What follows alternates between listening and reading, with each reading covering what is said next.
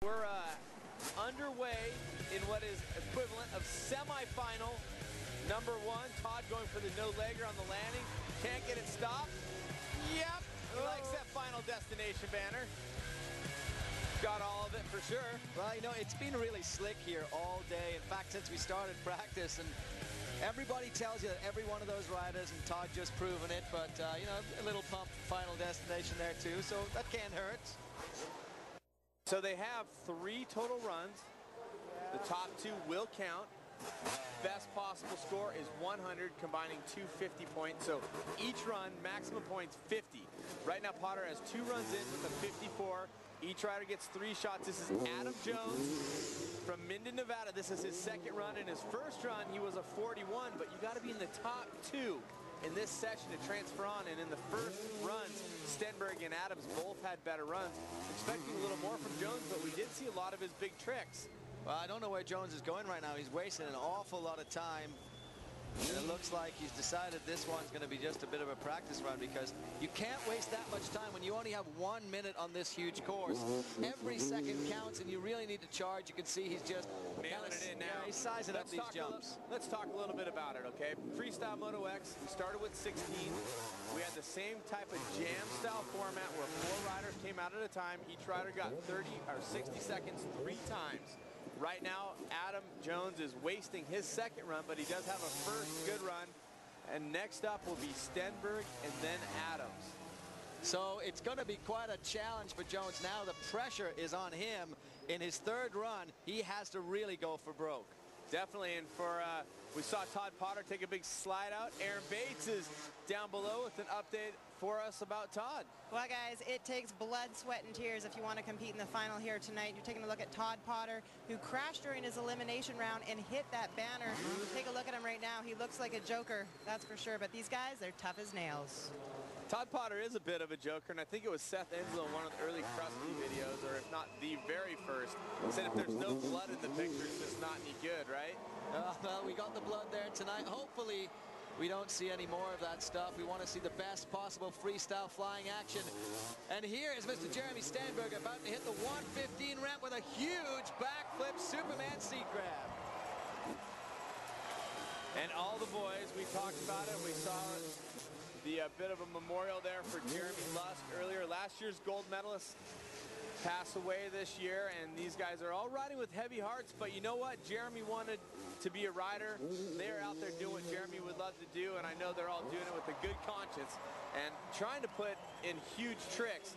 And Stenberg, you know, with a 42 in his 1st run, really needs to come out and stomp it to give himself a little bit of a cush. Nate Adams has been in fuego. Nice. Oh, that was a great underflip. That's something a little bit newer to Stenberg too, and I love the way he holds it and kind of stalls it while he's upside down. Well, this should be the last jump in his run. He's going for the no-handed flip. He was looking for that no-hander for a long time, so he's looking for the no-handed lander, but decided against it. And the crowd likes it. Let's see if he can better that 42 of his 1st round. Like you say, it's very important to give him some cushion, because Potter or Jones could pull out a great run. And he's got a notepad there, he and his mechanic talking it over.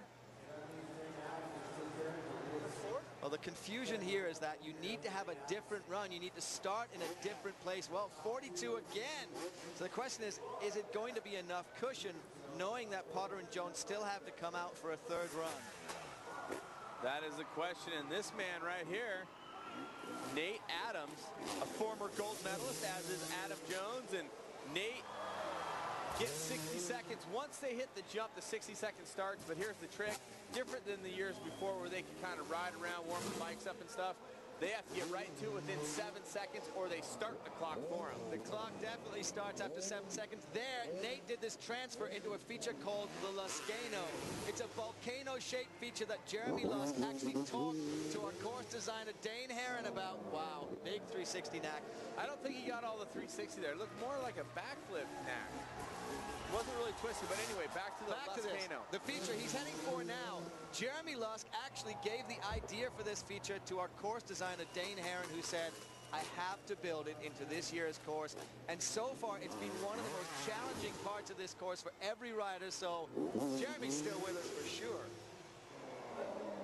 it's something you don't see a lot from Nate Adams, not getting all of a trick there, not getting all the extension, and something about that Luscano feature, the way they jump in. This is a different line that we've only seen Nate Adams really using. So mixing it up a little bit, something different from every run is what they're looking for with the judges. 5 judges are deciding who is going to transfer on. You see that? That's the Luscano. That little line you see, he drops in, pops out and does the flip. It's very hard to do that because if you time the in wrong, there's absolutely no chance you can trick out of it. So Nate, from Arizona, Glendale, Arizona to be specific, he now owns a house that was Brian Deegan's, and he has his own jump compound in the front yard, and Nate Adams is a bad man who brings in another great score, a 44 for an 89 overall. I was surprised he got the 44 there because we saw for Nate. Saw some weakness there. Yeah, there were definitely some weakness. So, yeah, Nate is a great competitor. He has to be the favorite in this competition. The use, of course, very key there. This is Potter's last shot. Potter has a 36 to 18. He needs the drop, but he would have to have an incredible score to make the 36 plus whatever he puts here get him through. Top 2 advance out of this heat of semifinals. 4 more riders to go in semi-2. Oh! He might just do it. That can sway the judges a little bit. A bit of a rev there. Trying to bring the bike around. He's pumping it up. He needs to race his course a little bit and get some more time in the air. It seems like he's still kind of cruising and showing why he is the gold medalist from the opening night here at X Games 15.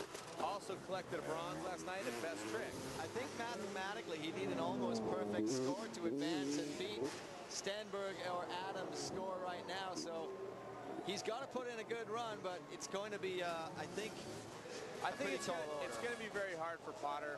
One thing specifically, we saw Nate throwing 360s and other variations. Saw underflip from Stenberg. We didn't see either of that from Potter. And so that's something that's going to be hard for him to muster. 2 medals at the X Games, I'm going to say, is about all he's going to take home because this score isn't going to put him in contention to transfer through unless, once again, the judges and I totally disagree. You know, he did that big trick in Best Trick that wasn't counted because he ran into the barriers. He did the coffin where he banged his head on the back of the fender, so he should have pulled it here. So Potter with a total of 74. Jones, Adam Jones taking to the course. The NASCAR Sprint Cup Series rolls on at Pocono, presented by Old Spice. Points leader Tony Stewart, Jimmy Johnson, and Mark Martin square off as the chase for the Sprint Cup heats up. Coverage begins on ESPN Sunday with NASCAR Countdown at 1 Eastern, 10 Pacific. And lots of difficulty there, lots of tricky business, but do the judges pay it off because there is so much movement going quick? Yeah, you see all these little bouncing around there, the dead body, but he extends it and pokes his feet way in the air, so it's such a unique way to do that. They call him Gumby because he's so flexible, and he really does do some good work with those bar tricks, Cameron, but like you say, the kind of tentative hand movements, I don't know if the judges really appreciate it. It's just a little bit different than what we've seen from Adam Jones. You know, he has all these big tricks like this lazy boy flip, which he doesn't get all of, and he almost goes over the bars coming short. Yeah, he knew that coming up. I think the difference, Adam Jones this year, I just don't think he's getting all of the extension on those really key flip tricks. The Shaolin flip, the stripper flip. He's just not quite getting all of it, and I think maybe just a tinge off. So I'm saying Stenberg and Adams are safe here. I would be pretty confident in that, having watched. That's a huge trick. Wow. That's a huge trick after time. That's the sort of trick you need to pull in your run. Well, so it's a lock. We get the score for Jones, a 38. Potter and Jones will be heading to the showers. Stenberg and Adams with 1 more run. This is glory time for them, but you know what?